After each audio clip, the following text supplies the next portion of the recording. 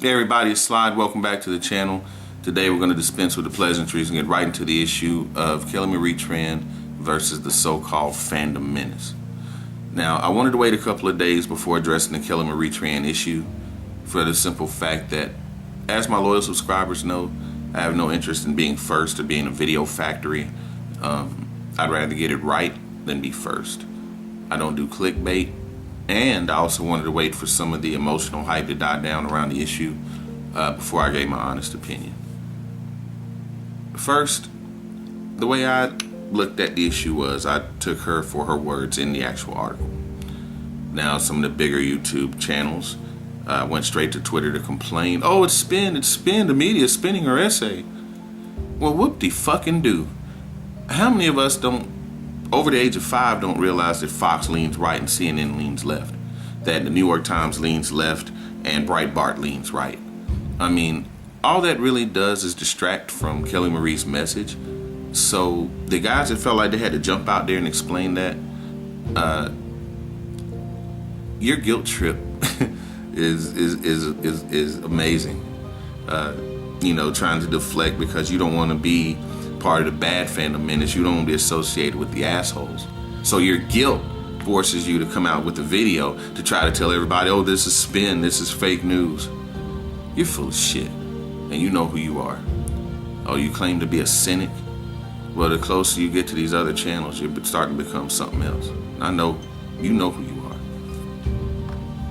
Then you had the comedians who take Kelly Marie's feelings as one big joke and have literally devoted 2 and 3 hours on their channel to make her feel like a fool and to mock her. If I ever had to stoop that low for viewers, I would just stop doing this right now. I'd be ashamed of myself. I mean, I can take a joke, I can take a racist, sexist, or homophobic joke, if it's funny and in the right context. But any grown man that would devote that much time to disparaging a young woman, whether it be an actress, an athlete, or just a girl next door, to me is a little bit fucking sick. Doomcock. Any dude dating a steady woman in their life wouldn't sit and listen to that stupid shit for long anyway. So that kind of gives you a hint to the channel's demographic. After a while, after the gimmick and the voice wear off and the stale jokes that are told over and over, after a while, the shit's not even entertaining. But we'll move on. Then you have the Star Wars boycott conspiracy theorists, these know-it-all motherfuckers. Again, make no mistake, I'm not a supporter of Kathleen Kennedy or the new direction of Star Wars, and I'm not going to keep harping on that. Some of the fans question the timing of Kelly Marie's editorial because back in June, when she announced that she was leaving Instagram, they say that it was timed to deflect from the failure of Solo, a Star Wars story, losing $80 million. So they threw Tran out as a scapegoat to say the reason why the movie failed was because these asshole fans that attacked her. At least that's what these know-it-alls are saying. A few days ago, Disney dropped a trailer for a cartoon called Resistance. There was already 100 videos about it. Here's mine. It sucks. It looks terrible. I don't like the animation. There's Sly Jones's video about Resistance. Anyway, according to the so-called Fandom Menace, Lucasfilm purposely and conveniently put Tran back in the consciousness of fans to distract from the poor feedback received from the cartoon's trailer. Now, let me unpack this for you. This is what these people are saying. Disney coordinated with the New York Times so that Kelly Marie Tran could write an essay about her plight as an Asian actress and an Asian woman trying to find her place in the world, to come out just in time if their cartoon trailer got bad reviews on YouTube. The more I read it when I wrote it, the more stupid it sounded. And now that I've actually said it out loud, it sounds stupid as fuck. And I am dismissing that conspiracy theory. Matter of fact, if you got time to sit back and give that much thought to it, you might need to find something else to do with your fucking time. Anyway, I'm not done. Let me tell you how I personally felt about Kelly Marie Tran and the whole situation. I feel like she spoke her truth, and I would tell her this to her face. I feel like she spoke her truth, and that's not always easy to put yourself out there like that, so I admire her bravery. At the same time, I feel like the sympathy train rolled out months ago. I don't feel sorry for her. and if she wants to be the inspiration for girls around the world that she says she does, then you stand up to these bullies, you stand up to these punk-ass cowards and these fat virgin fucks who go to YouTube and go to comment sections and say foul shit that they would never have the balls to say to somebody's face. I deal with racism on Twitter every day. I deal with it in game chats, and I have the choice to either clap back, ignore them, or report them. It's up to me. And I think she has the same right, and she'll come back to social media with the vengeance. So, before I jump on the so-called Fandom Menace bandwagon to trash her and call her a whiny crybaby, I said, no, let me step back and read some of these comments first, because so many people said that nobody ever did these things to her. Well, I didn't see any evidence. Man, go fuck yourself. You know how much evidence there was? You know, once she blocks and deletes the shit, you know, she doesn't want to sit there and see that in her timeline no more than I do. Some people, I just leave it out there. I'll even retweet it just so people can see how ignorant they are. But just because you didn't see it doesn't mean it wasn't there, so you can kiss my ass with that. Now, I read the comments from the bigger channels once they came out with their KMT videos. Now, granted, these are the first guys to cry like little beta bitches. If you call them, if some SJW liberal calls them a racist, you know, and anyone who doesn't agree with them are SJWs or snowflakes or shills. And I wasn't disappointed. I mean, if the racist, sexist comments were a hoax before, go to Doomcock or Ethan Van Skyver, Mr. Uncle Ethan, Mr. Kiss My Ass, and pay me for saying what you want me to hear. Go to his comments. They more to make up for the fake ones that never existed on trans Instagram. See, we people of color and minorities, we're just supposed to take that shit. We're just supposed to suck it up and drive on.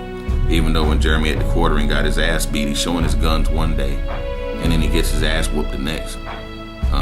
You know, and I've been in fights in my life, and just because I took a couple lumps and bruises, I didn't have to go online and have anybody raise a legal fund for me.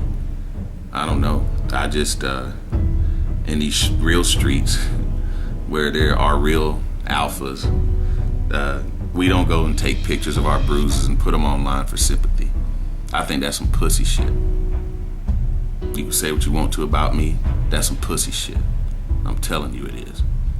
Anyway, I'm not done. These guys get a handful of women and a few coons and sellouts to step in front and defend them and tell everybody that they're not racist and they're good people and all of this stuff. When in the meantime, they don't like you. They tolerate you because you help them get revenue, you help them get fans, and you help them look moderate. At the end of the day, they're not tolerant. They tolerate you. You parrot them, you say what they like to hear, and you'd sacrifice your dignity just for those assholes to say your name. I'd rather my channel grow one sub at a time with decent, open-minded people from all backgrounds than have 1,000 sycophants kiss my ass for attention or give me a super chat so I can make them feel famous. See, the thing about me is, I'm not quitting my day job to talk about SJWs 5 times a fucking day. It's getting tired, it's getting old. Yeah, these channels are growing by leaps and bounds, 75, 80,000, some will reach 100,000 by Christmas. But all bubbles pop. And I'll make a video about that down the road. We'll talk about that later. I'm not quitting my day job to talk about Comicsgate or Gamergate or any other fucking gate. I'm not going to generate any sort of fake outrage over something I really have no control of. And until I start making comics or you know, until I'm in that industry, which I don't have any intent, I'm not going to walk around mad about something that doesn't have anything to do with me. I am totally fine with covering what I want when I want. Now, back to the little issue with Tran and the Fandom Menace. I see all sides of this issue, and I also saw people's true colors yesterday. Now, this cliquish community of betas, and I'm calling them betas, this Fandom Menace, they're really a group of vloggers and Twitter friends who take responsibility for tanking The Last Jedi or tanking Solo rather, and they're the big bad boycotters that are going to show Disney what for.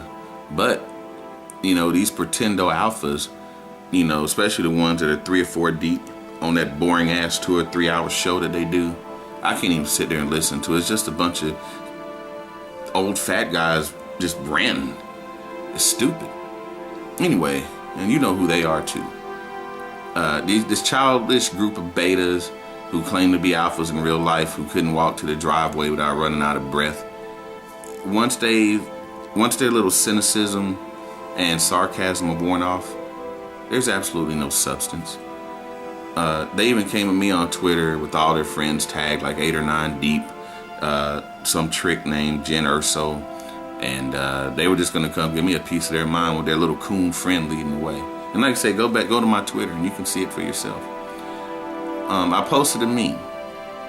What I did was, I took all the negative comments from Ethan Van Sciver's page, and it didn't take long to find just a few. I just click, paste to the notepad, and what I did was, I thought about Candace Owens and the issue that she had where when one person posted one thing, it was okay, and then when she went back and changed it around, they banned her from Twitter temporarily.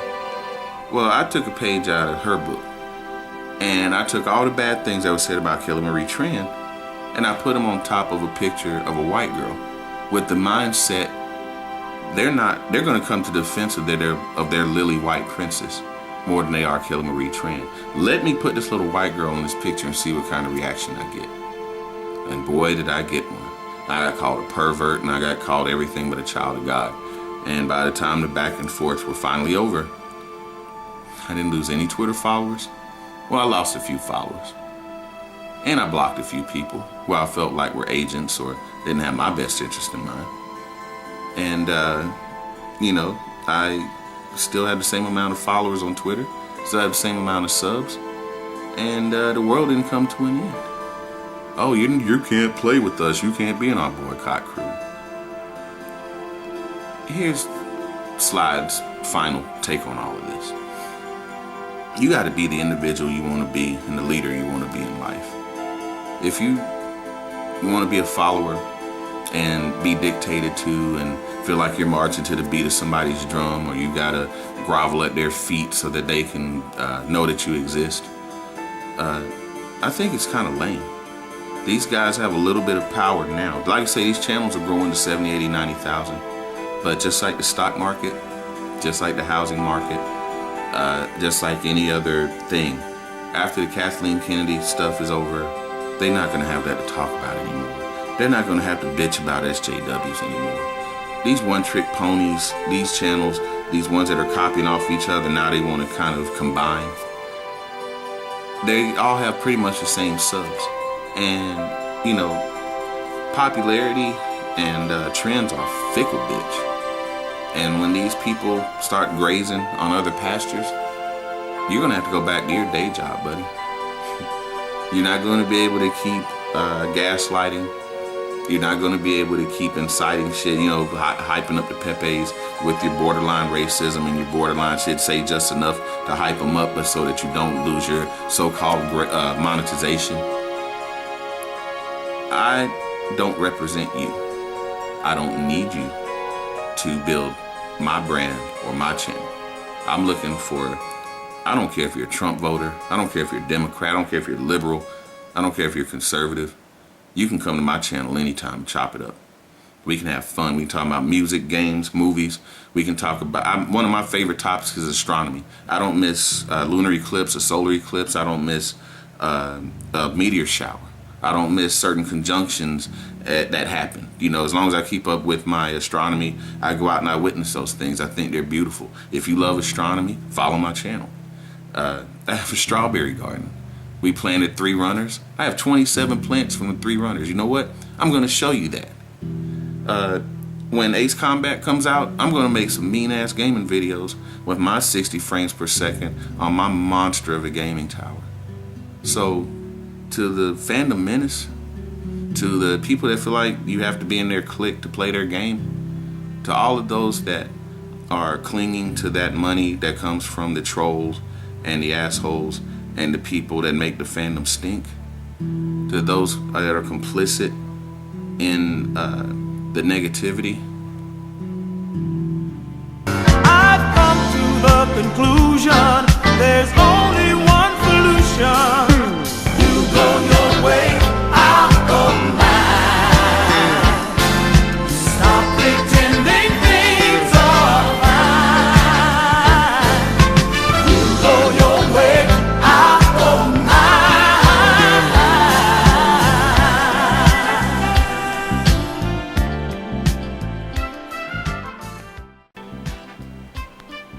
I'll leave it there. I'm not gonna come out of myself. You can do whatever you want, and if it works for you, that's fine. But I'm gonna continue to do my thing. I'm gonna roll solo. And anybody wants to roll with me, let's get it. We're gonna have fun. So thanks again for coming to my channel. My next video will be much more upbeat than this. I did not mean to rant, but I had to get this off my chest because I got accused of being some things that I'm not yesterday by a bunch of pencil neck punks who, like I say in real life, wouldn't walk up to me and say shit, but they can get on Twitter and be all brave, and like I say, it's expected. It's social media. I have a thick skin. Like I say, yesterday I had a pretty good day, and I wanted to take time before I made this video just so I wouldn't be mistaken for being something I'm not. So again, thanks so much for stopping by. Love you. Have a great evening. Peace.